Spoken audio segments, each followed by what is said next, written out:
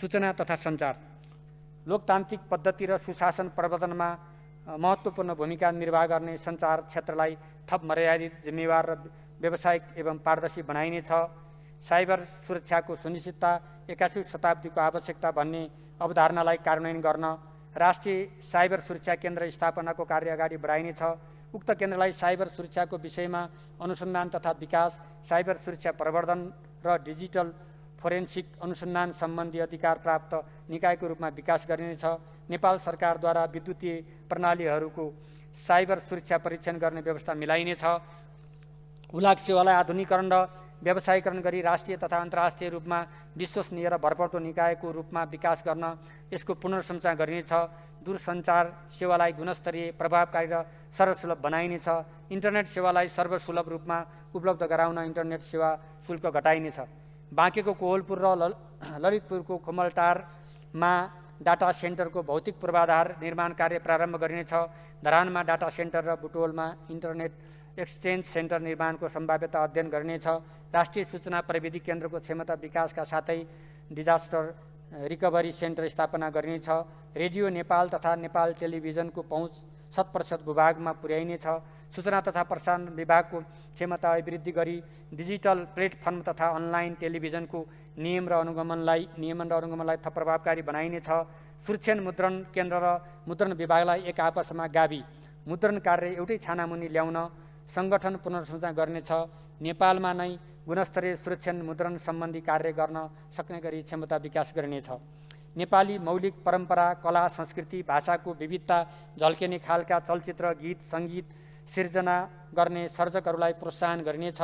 चलचित्र सम्बन्धी पूर्वाधार विकासका लागि दोलखा फिल्म सिटी आयोजनालाई सरकारी निजी साझेदारी अवधारणा मार्फत निर्माण प्रक्रिया अगाडि बढाइनेछ। काभ्रेको बनेपामा अत्याधुनिक इन्डोर स्टुडियो निर्माण गरी सञ्चालनमा ल्याइनेछ।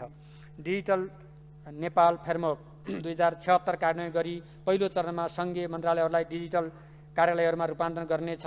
स्थानीय तहसम्म ब्रोडब्यान्ड सेवाको पहुँच विस्तार गर्नेछ। सूचना महामार्ग, data centre, internet exchange centre, online सेवा र विद्युतीय भुक्तानी सम्बन्धी सूचना प्रविधि पूर्वाधार विकास गर्न बजेट विनियोजन गरेको छु।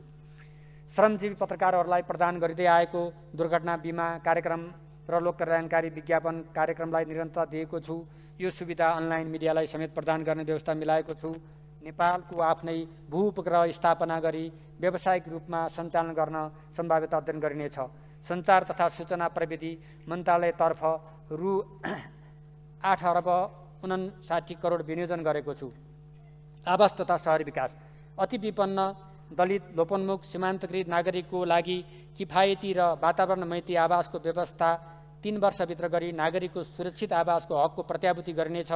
सरकारले उपलब्ध गराएको जग्गामा निजी क्षेत्रबाट आधारभूत सुविधा सहितका लागत प्रभावी घरहरू निर्माण गर्ने व्यवस्था गरिनेछ। आगामी आर्थिक वर्ष यस्ता 1 लाख घरहरू निर्माण गर्ने कार्य अगाडि बढाइनेछ।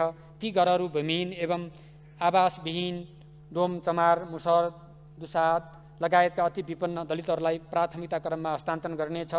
जनता आवास कार्यक्रम अन्तर्गत बाँकी कार्य प्रदेश सरकार मार्फत कार्यान्वयन गर्ने व्यवस्था मिलाएको छु।